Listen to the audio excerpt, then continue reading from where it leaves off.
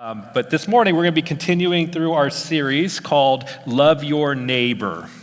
This idea of being a good neighbor, this is central to who we are as Faith Chapel. In fact, when Becky and I set out to plant a church like 10 years ago, this was the idea that we've kind of formulated what we wanted to do. This is the whole strategy of what we want to do, is we want to love our neighbor. We want to see the people of our church be the best neighbors. We want to make this statement true, that if someone is lucky enough to live in the same neighborhood as someone who attends Faith Chapel, then they live in the best neighborhood. And since Jesus defines neighbor a little more broadly than that, anybody you come in contact with is your neighbor. Anyone you have proximity to, then this should be true as well. If someone is lucky enough to work with somebody at Faith Chapel, then that means they have the best job. If someone is lucky enough to be friends with someone at Faith Chapel, then they have the best friend. If someone is lucky enough to have their kid on the same baseball team that attends Faith Chapel, then they have the best baseball team. See where I'm going? Jesus made every place he went better. He was the light of the world. He literally lit up a room, right? And so you are in Christ, and if you have Jesus, then according to Matthew 5:14, in Jesus' own words, he says, "You are the light of the world. A city on a hill cannot be hidden." And so as believers in Jesus, we should make the rooms that we enter better. People should be better for knowing us because we have Jesus. And being with them puts them in the very presence of the Savior. So in this series, what we're doing is we're looking at 5 ways that we can be good neighbors. And if we truly want to point people to Jesus, if we truly want to see that people would come to know Jesus, then we will engage in these 5 activities regularly. So here's a reminder. We want to bless those that are near us. Those that we work with, live with, play with. And we're using the word bless as an acrostic to help us remember how we're supposed to love our neighbors. And so here it is. We're going to begin with prayer. We're going to listen. We're going to eat together. We're going to serve. And we're going to story. We're going to tell our story. And so far, what we've done is we've talked about beginning with prayer, and we've talked about listening. You were challenged simply to do this. Just think of 3 to 5 people that you already know, right? We all know people. Think of 3 to 5 people that you already know, write their names down, and begin praying for them every day. Without judgment, just pray for them. And just see what God does. Does God direct them into your life in some way? Does God direct you to do something? See what happens. Just start praying, see what happens when you begin with prayer. And then we said, all right, if you get the opportunity now to interact with somebody, simply listen. Simply listen. Listen without judgment. And then remember, again, Jesus came not to condemn the world, but to save the world. Remember, Jesus didn't come with judgment. He came to save the world. And the best way for someone to feel loved is to be listened to. And I'm sure we can all think of a time that someone else maybe took the time to listen to you. Maybe you had a hard day, or you're going through a problem, and they just took the time to listen to you. Maybe they didn't even solve your problem. But somehow, even though they didn't solve your problem, somehow you leave feeling better. Just because you felt loved. That's who we need to be. And so today what we're doing is we're going to look at the next letter on here. We're going to look at the next letter, and it is eat. And here's what I know. We all love to eat. Some of us love to eat more than others. I love to eat a lot. I want good food. I want plenty of it. I love to eat. But we all love to eat. We can talk and we can debate about our favorite places to eat, who makes the best burger, who makes the best pizza, who makes the best steak, who makes the best barbecue. Texas Monthly, they put out a yearly top 50 best barbecue list every year. And then if you're a real barbecue person, what you do is you take that list and you go back and forth with your friends. You're like, I can't believe this one's not higher. I can't believe this one didn't make the list. I can't believe this one's on the list. We can talk about and debate food all day long. Food is a big deal. Eating is a big deal. And inviting someone for a meal and sharing that meal is a really big deal. And so here it is. We often fail to recognize the power of eating, specifically experiencing a meal with someone and eating together. Something special happens when we would just gather around a table. Look what Henry Nouwen wrote about the power of eating together. Now, Henry was a Dutch Catholic priest. He's the author of many books aimed at building community. And this is what he had to say. When we invite friends for a meal, we do much more than offer them food for their bodies. We offer friendship, fellowship, good conversation, intimacy, and closeness. When we say, help yourself, take some more, don't be shy, have another glass, we offer our guests not only our food and drink, but we also offer them ourselves. A spiritual bond grows, and we become food and drink for each other. There is something special about sharing a meal together. In their book, Right Here, Right Now, Alan Hirsch and Lance Ford, they write about what it looks like to live on mission every day. And they say that sharing meals together is one of the most sacred practices we can engage in as believers. They even go as far to say if every Christian family invited a stranger or a poor person into their home for a meal once a week, they would literally change the world by eating. And then Dave Ferguson and John Ferguson in their book, Bless, that's where we get this the idea behind this sermon series. They write this: I'm becoming increasingly convinced that food is a grace from God. Is there any other way to explain why the average human has about 10,000 taste buds? It didn't have to be that way. God didn't have to make us with recurring appetites and the ability to satisfy that appetite with such delight. He could have made us as beings for whom food is just fuel to get us from here to there. Our 10,000 taste buds are a grace from God. That makes the table a great place to schedule a blessing from God. Perhaps before we invite people to Jesus or we invite them to church, we should invite them to dinner. Now, if you spent any time here around Faith Chapel, you know that we believe this. We talk about this at least once a year, but I'd like to throw in inviting people to dinner in almost every sermon, okay? So we talk about this a lot. And then Luke, the doctor and historian who wrote the Gospel of Luke, as you read through that, everything that happens in the book of Luke is centered around meals. Everything that happens in the Gospel of Luke either happens at a meal, on the way to a meal, or leaving a meal. Meals were very important in the mission of Jesus.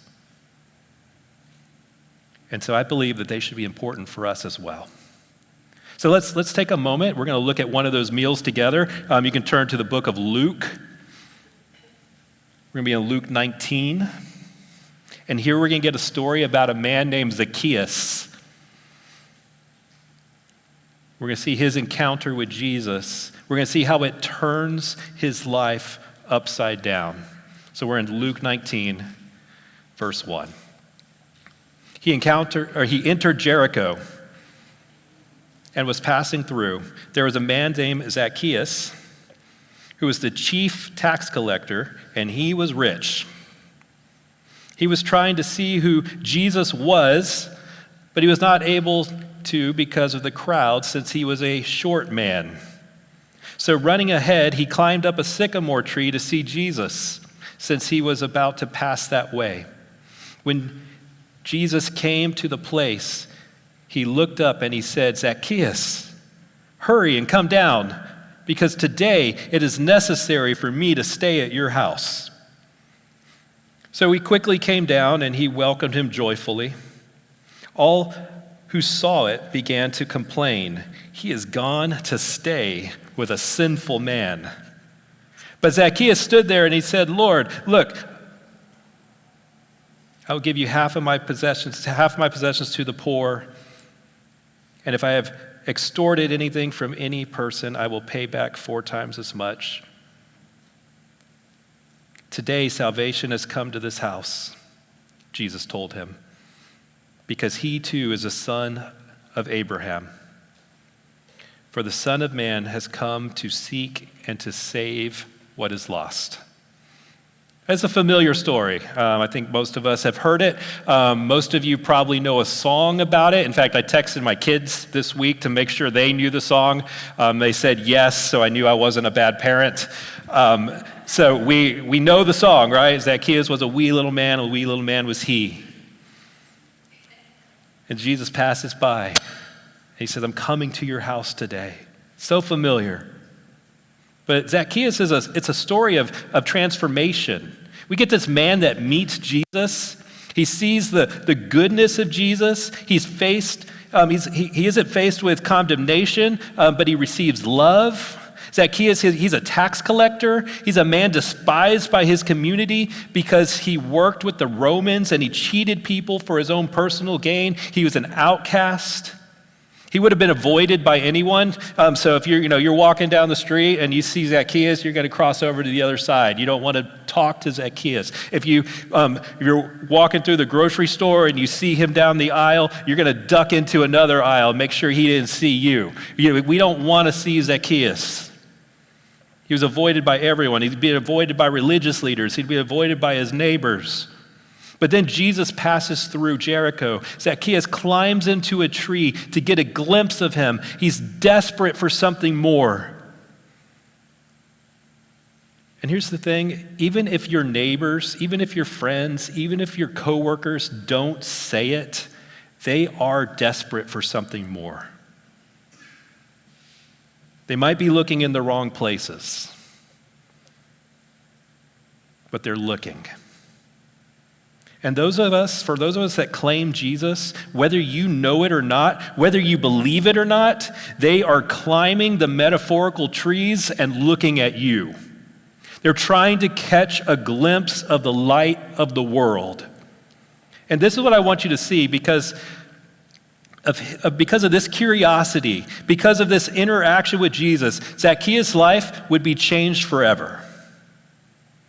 He not only receives forgiveness, but then he also seeks forgiveness from others. He pays them back. He actually follows God's commands of the Old Testament. In Exodus 22, God commands that if someone steals a sheep or an ox, that you would pay them back 4 or 5 times the amount in restitution.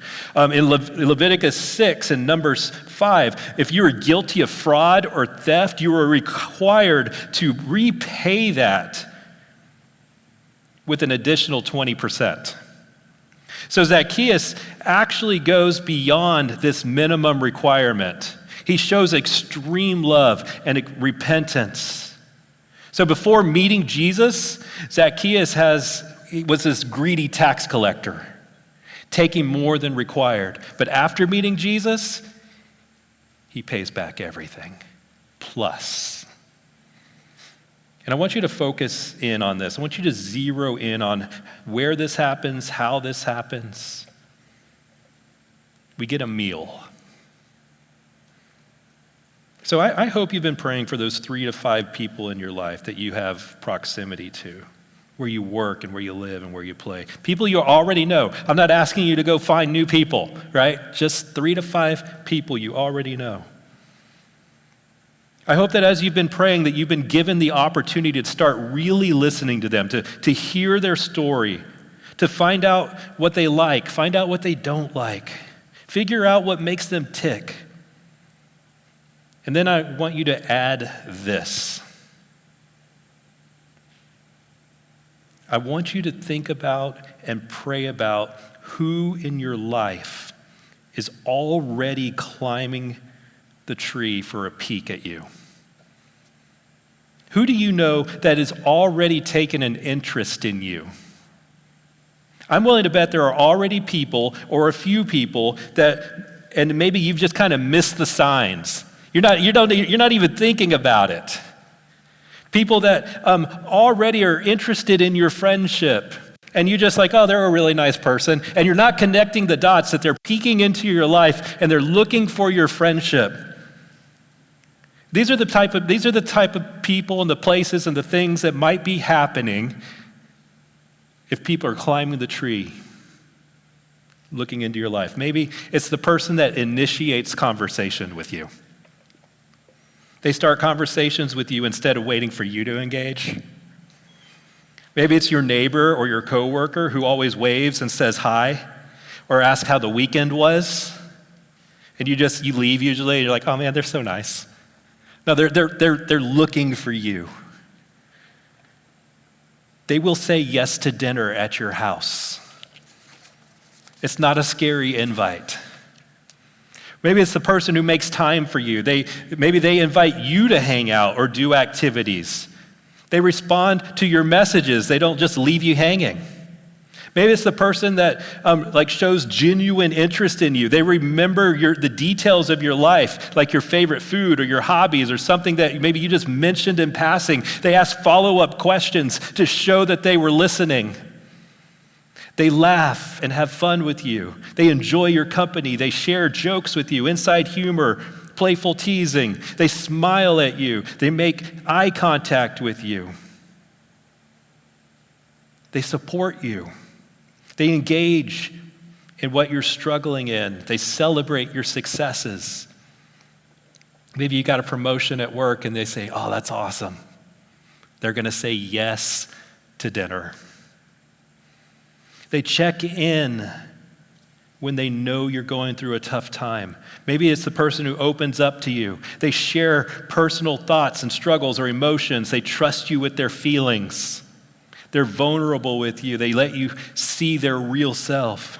Maybe it's the person who will go out of their way for you. They'll do a small act of kindness, like bring you coffee or help you with a task. They make an effort to support you, even if it's inconvenient. And so I just named like 7 things.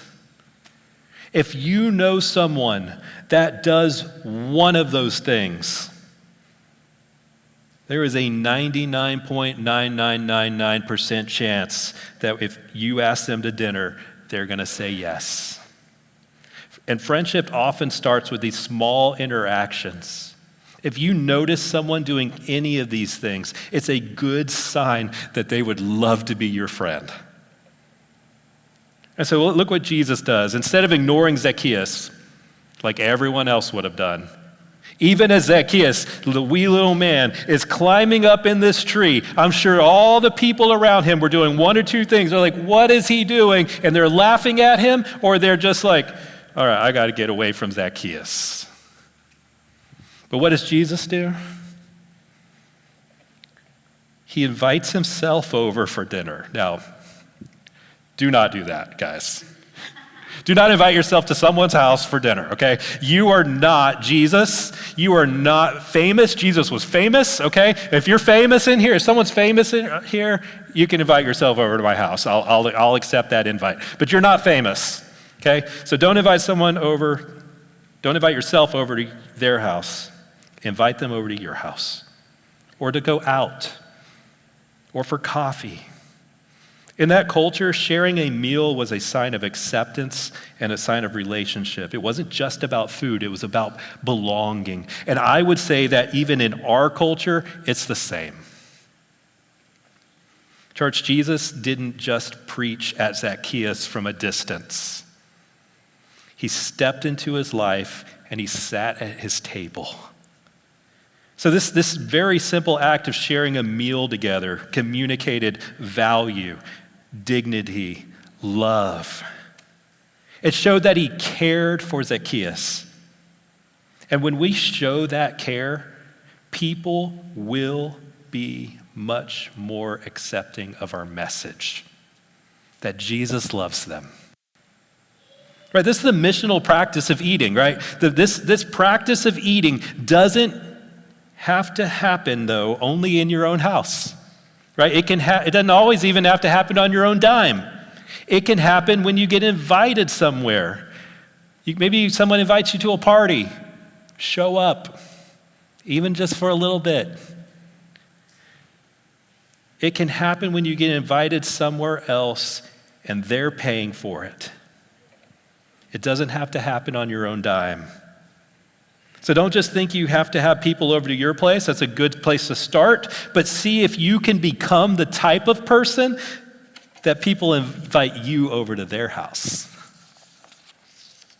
And let me just kind of end with this. It's a little bit of warning.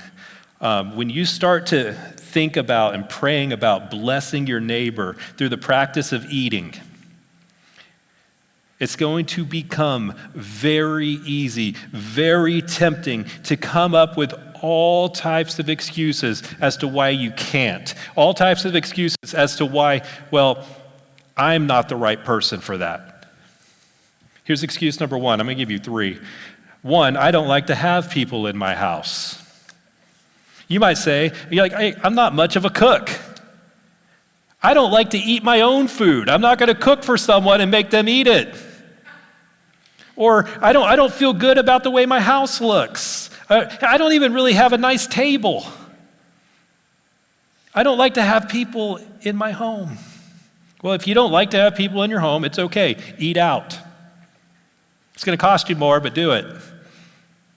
Cost Jesus everything.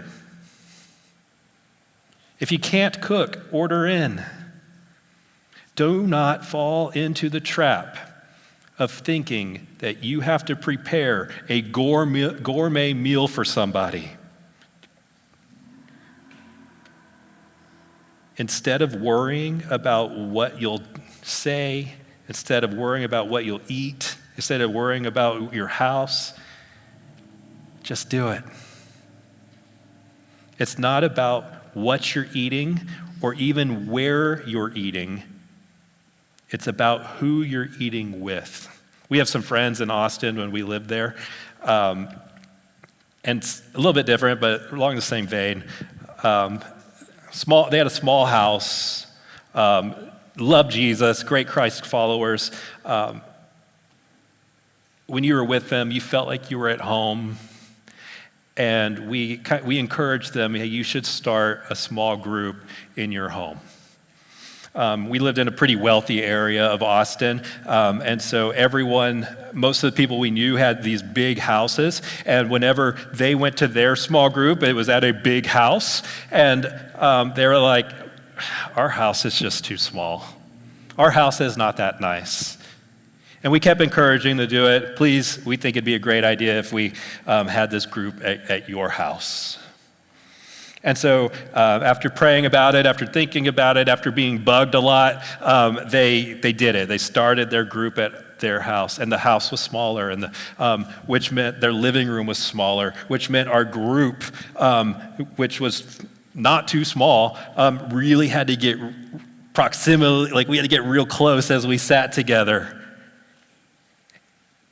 And something about just being close changed our group. Not being so spread out, not being so individualistic. Something about just being close changed our group. It changed the physical closeness and the intellectual closeness and the emotional closeness of our group. Excuse number 2. I wouldn't know what to say. If I invite someone over to my house, I don't know what to say. How am I going to do this? Right? A lot of us aren't used to entertaining guests. You might be anxious about it. What do I talk about? No one likes awkward silences. Some people, simply, they're just more naturally outgoing than others, and this is really easy for them. But let me encourage you with this. Eating together provides a great opportunity to live out what we talked about last week, listening. Instead of worrying about what you'll say, think about what you can learn about the other person simply by listening. If you're not good at small talk, if you're not good at carrying a conversation, invite the person over who is good at it, right? Let them do it. Let them carry the conversation and listen. Or start conversations with questions like this. Where did you grow up? What kinds of jobs have you had in your career? What do you do for fun? What are your dreams for the future? Where did you meet? Instead of worrying about having the perfect words to say, just focus on being present. Focus on asking questions, listening. Listen to the people that God puts in your life. And remember, you've already been praying for them. You've already been listening to them, hopefully. And so you can just ask follow-up questions on those things. Trust God in the adventure. Believe it or not, I'm not good at small talk. It's not something that I enjoy. It's not something I'm really great at. I find myself working really hard to meet people and doing things. And some of that is I'd like to meet the local pastors around us. And so I recently went out with a pastor that I had never met before. We went out for coffee, and I'm like, what do I do? How do I carry a conversation with this person? How do I make sure that this goes smooth and this isn't weird? I just asked ChatGPT how a pastor should talk to another pastor.